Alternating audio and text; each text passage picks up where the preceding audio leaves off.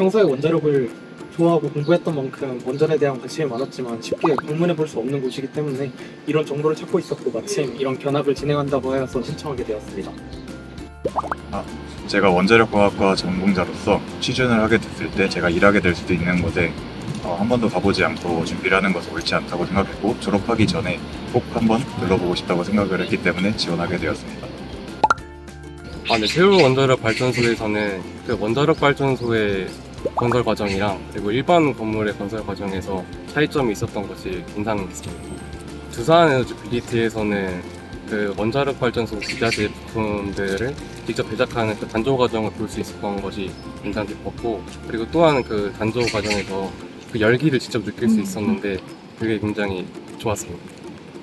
정말 운이 좋게도 주조 및 단조를 직접 하는 공정을 눈으로 확인할 수 있었던 것이 가장 좋았습니다. 직접 현장에 계시는 분께 질문을 하면서 제가 이론적으로만 알았던 내용을 좀 더 구체적으로 보고, 그리고 또 직접 어떤 일을 하는지도 생생하게 들을 수 있어서 진로 설계하는데 굉장히 도움이 되었습니다.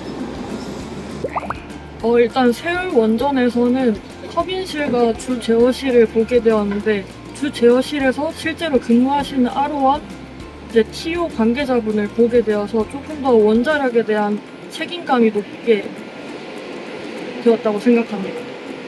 두산 에너빌리티에서는 단조와 원자력 공장을 보게 되었는데, 단조 과정에서는 17,000톤의 플라스틱을 실제로 실행하는 과정을 보게 되었고, 이게 굉장히 희귀한 경험이었다는 걸 알 수 있게 되었습니다.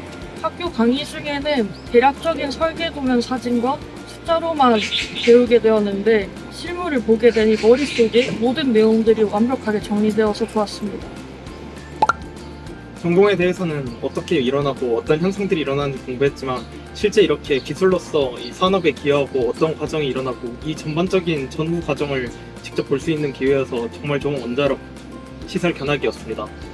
네, 학교에서는 저희가 보통 원자력 공학의 엔지니어링에 대해서 과학적인 원리나 원자력 발전소의 전체 개통과 같은 이론적인 부분에 대해서 배워서 실제 산업 현장의 인사이트를 가지기 어려운 점이 있는데요. 근데 이번 견학에서 좀 차이점이 있었던 게 그 실제 제한된 환경에서 이렇게 엄청난 규모의 기자재들을 제작하고 유통하고 운송하고 실제로 운전하는 그러한 일련의 과정들을 확인할 수 있다는 것이 정말 메리트가 있었고, 그리고 이러한 일련의 과정이 진정한 엔지니어링이라는 것을 깨닫게 되었습니다. 정말 오늘이 정말 뜻깊고 좋은 시간이었다고 생각하고 원자력을 공부하는 사람이라면 꼭 한번 체험해야 되는 프로그램이라고 생각합니다.